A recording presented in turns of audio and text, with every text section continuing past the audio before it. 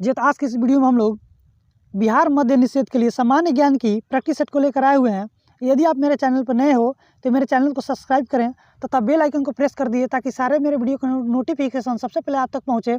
आइए शुरू करते हैं। पहला प्रश्न यहाँ पे दिया हुआ है कि हर्षवर्धन के समय किस चीनी यात्री ने भारत की यात्रा किया था। तो इस प्रश्न का आंसर यहाँ पे हमारा ऑप्शन डी से हो जाएगा, ह्वेनसांग। देखिए आप इसको ट्रिक से हम बता रहे हैं कैसे याद कीजिएगा। हर्षवर्धन के शासनकाल में ह से हर्षवर्धन, ह से ह्वेनसांग, यही इसके शासनकाल में यात्रा किया था। तो इस प्रकार से आप इसे याद कर सकते हैं। जी हाँ, तो सेकंड प्रश्न दिया यहाँ पे कि भारतीय ध्वज की लंबाई तथा चौड़ाई का अनुपात क्या होता है। तो देखिए यहाँ पे लंबाई और चौड़ाई का अनुपात पूछा हुआ है झंडे का। तो इसका आंसर यहाँ पे हमारा ऑप्शन बी से हो जाएगा, 3:2 के अनुपात में होता है। तो नेक्स्ट प्रश्न यहाँ पे दिया है कि निम्नलिखित में से किस ज्वालामुखी को भूमध्य सागर का प्रकाश स्तंभ कहा जाता है। तो ये इसका आंसर यहाँ पे हमारा ऑप्शन सी से हो जाएगा, स्ट्रोम्बोली को कहा जाता है। अगला प्रश्न दिया है कि दक्षिण अमेरिका में कौन सा देश क्षेत्रफल की दृष्टि से सबसे बड़ा देश है। तो इसका आंसर हमारे यहाँ पे जो हो जाएगा, यहाँ पे ऑप्शन बी से हो जाएगा, ब्राजील। नेक्स्ट प्रश्न दिया है कि ओजोन परत मुख्यतः किस मंडल में अवस्थित है। तो इसका आंसर हमारे यहाँ पे ऑप्शन बी से हो जाएगा, स्ट्रेटोस्फीयर में अवस्थित है ओजोन परत। और आपको बता दूं कि हवाई जहाज को उड़ाने के लिए जो मंडल का आवश्यकता पड़ता है उसका नाम है समताप मंडल। तो उसे आप याद कर सकते हैं यहाँ से।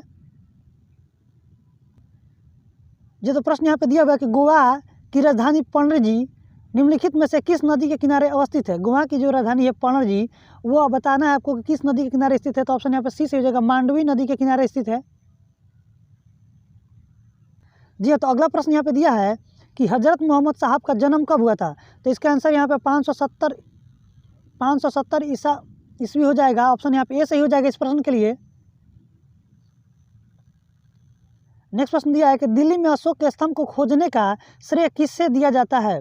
तो इसका आंसर हमारे यहाँ पे ऑप्शन हो जाएगा, सी से हो जाएगा, ट्रिफेंथेलर को दिया जाता है। और आपको बता दूं कि अशोक के लिखे गए स्तंभों को या अभिलेखों को सर्वप्रथम किसने पढ़ा था। तो उसका नाम हो जाएगा जेम्स प्रिंसेप, जो 1837 ईस्वी में सबसे पहले इसने पढ़ा हुआ था।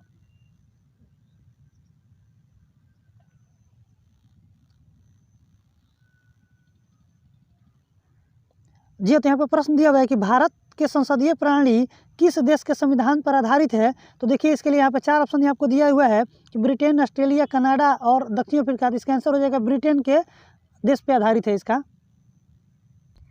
जी तो यहाँ पे प्रश्न दिया है कि किस कार्यवाहक राष्ट्रपति ने त्याग पत्र देकर राष्ट्रपति का चुनाव लड़ा और विजयी हो गए। तो इस प्रश्न का आंसर यहाँ पे हमारा ए सही हो जाएगा, बीबी गिरी जो थे, इन्होंने त्याग पत्र देने के पश्चात भी राष्ट्रपति के चुनाव में विजयी हो गए थे।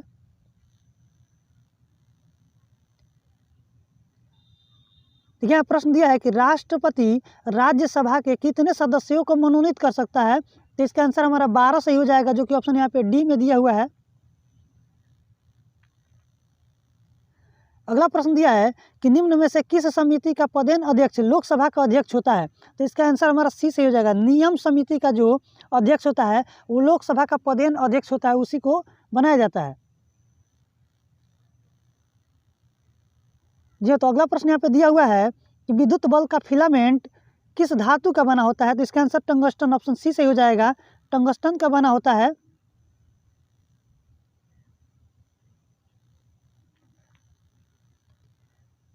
प्रश्न दिया यहाँ पे कि भू स्थिर उपग्रह का आवर्तकाल होता है कितना। तो ऑप्शन यहाँ पे हमारा डी से हो जाएगा, 24 घंटे होता है।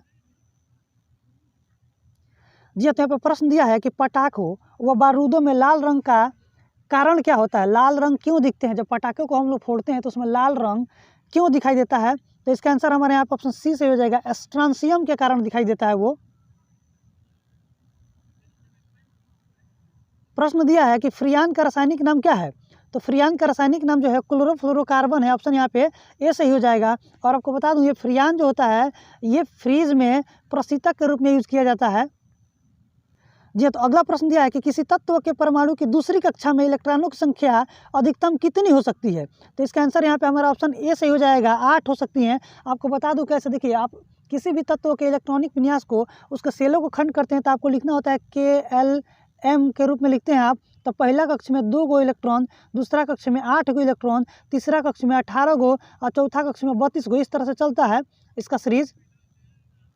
नेक्स्ट प्रश्न दिया हुआ है कि सामान्य मनुष्य का रक्त दाब होता है कितना? तो इसका आंसर हमारा यहाँ पे ऑप्शन ए से हो जाएगा 120/80, यानी कि हाइपर 120 और लो 80 होता है। जी हाँ, तो अगला प्रश्न यहाँ पे दिया हुआ है कि मनुष्य में गुणसूत्रों की संख्या होती है। तो यहाँ पे आंसर हो जाएगा इसका 46, ऑप्शन डी सही हो जाएगा। और आपको बता दूं यहाँ पे गुणसूत्र की संख्या पूछा है तो 46 कर दीजिएगा।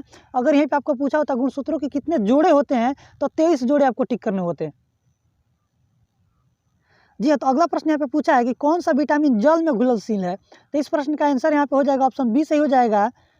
बी और सी। आपको बता दो ट्रिक के माध्यम से कि कौन कौन से विटामिनों को आप टिक करेंगे जो जल में घुलनशील होते हैं। तो आप ये ट्रिक याद रखिएगा। ट्रिक होता है W, बी, सी।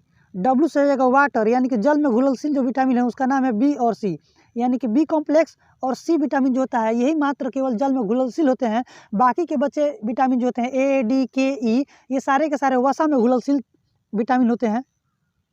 जी तो प्रश्न यहाँ पे दिया हुआ है, कंप्यूटर का प्रश्न पूछा है यहाँ पे कि कंप्यूटर प्रोग्राम हेतु विकसित की गई सर्वप्रथम भाषा कौन सी थी? तो ऑप्शन यहाँ पे डी से हो जाएगा फोर्ट्रॉन भाषा का प्रयोग किया गया था सर्वप्रथम। अगला प्रश्न दिया है कि निम्न में से कौन कंप्यूटर का पितामह कहलाता है? तो इसका आंसर यहाँ पे हमारा चार्ल्स बेबेज हो जाएगा, ऑप्शन सी से हो जाएगा इसका आंसर।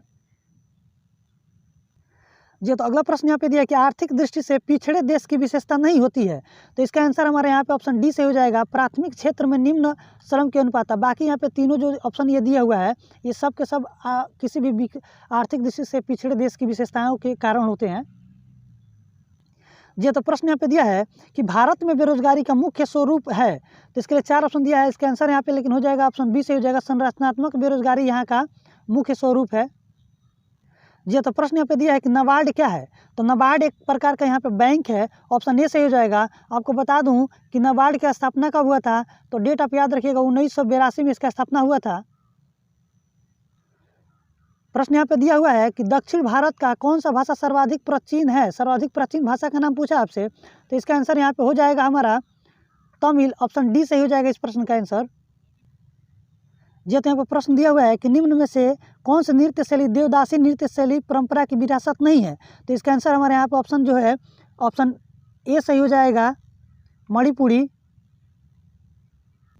जी तो प्रश्न दिया है कि विश्वविख्यात पुलित्जर पुरस्कार का संबंध किस क्षेत्र से है? तो इसका आंसर यहाँ हमारा बी सही हो जाएगा, पत्रकारिता के क्षेत्र से है। और आपको बता दो कि पुलित्जर पुरस्कार सर्वप्रथम कब शुरू हुआ था? तो 1917 ईस्वी से शुरू हुआ है। जी तो प्रश्न यहाँ पे दिया है कि वर्ल्ड वाइल्ड लाइफ फंड के प्रतीक चिन्ह के रूप में किस पशु का इस्तेमाल किया गया है? तो इसका आंसर हमारा ऑप्शन यहाँ पे बी से हो जाएगा, पांडा। देखिए प्रश्न यहाँ पे दिया है कि निम्न में से किस खेल के मैदान का आकार सबसे बड़ा होता है? तो इसका आंसर हमारे यहाँ पे ऑप्शन पोलो हो जाएगा, ऑप्शन यहाँ पे सी सही हो जाएगा, इसका सही हो जाएगा।